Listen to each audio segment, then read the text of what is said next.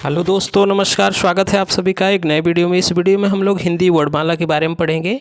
हिंदी वर्णमाला में देखिए जो अक्षर होते हैं देवनागरी लिपि में वह 52 होते हैं। ठीक है, इसके दो पार्ट हैं, स्वर और व्यंजन। अगर बात करें स्वर के बारे में तो स्वर क्या होते हैं? स्वर स्वतंत्र होते हैं या जो बिना किसी की सहायता से बोले जाते हैं वह होते हैं स्वर। ठीक है, यहाँ पे जो स्वर है वह स्वर की संख्या कितनी है? 11। ठीक है, उसमें आते हैं 4 हर्ष स्वर। ठीक है, हर्ष स्वर को ही मूल स्वर कहते हैं। अगर पूछे हिंदी में मूल स्वर कितने हैं तो आप बताइएगा 4। वह कौन कौन से हैं? अ, ई, उ, री और इसकी संख्या कितनी है?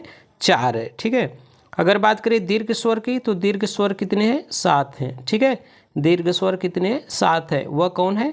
आ है, बड़ी, बड़ा ऊ, ए, आए, ओ, औ, यह 7 है। ठीक है, तो इस प्रकार जो स्वर होंगे वह कितने हो जाएंगे? 11। 7 और 4 11 हो जाएंगे। ठीक है, अगर इसमें कुछ संयुक्त स्वर के बारे में बात करेंगे, संयुक्त स्वर क्या है?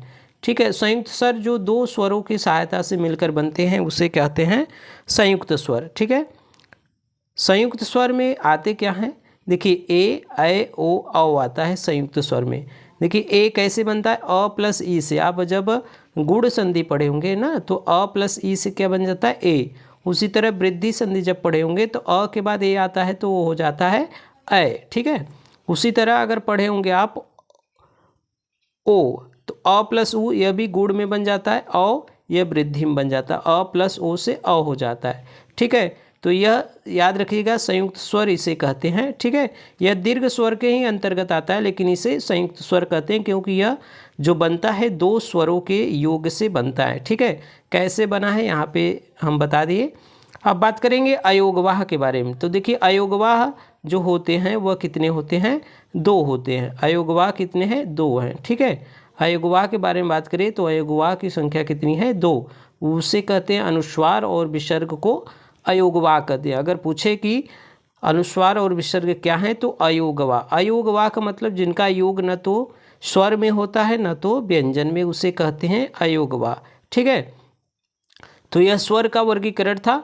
अब हम यहाँ पे व्यंजन के बारे में बात करेंगे। देखिए कैसे 52 अक्षर होते हैं उसको भी हम यहाँ पर देखेंगे।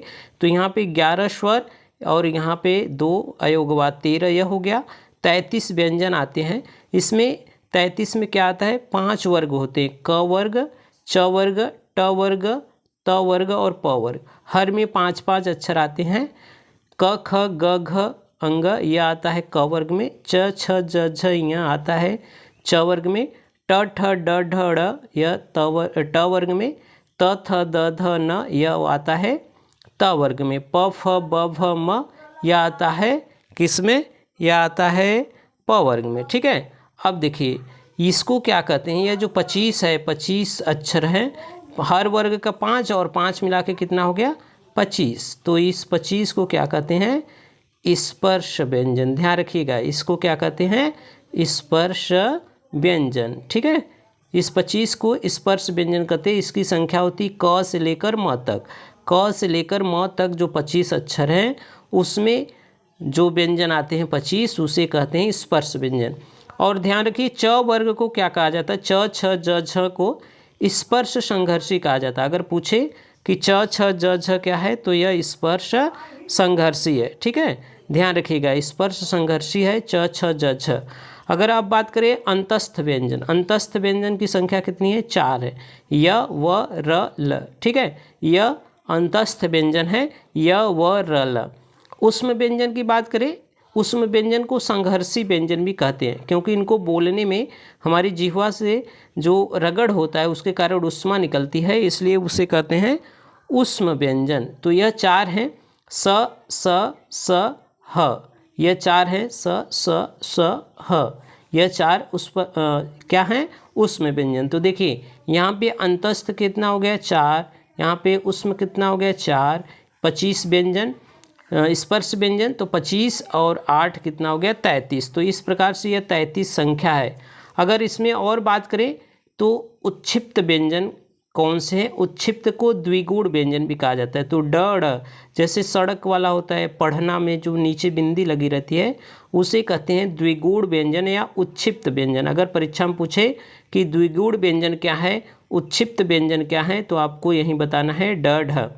ठीक है, अब तो देखिए कितना हो गया था, 33, 13 उधर हो गया था और यह 2 हो गया है। ठीक है, 2। अभी हम बता रहे हैं 52 वर्ड कैसे होते हैं वर्णमाला में। अब देखिए 4 संयुक्त अक्षर होते हैं। 4 कितने होते हैं? संयुक्त अक्षर। संयुक्त अक्षर 4 होते हैं।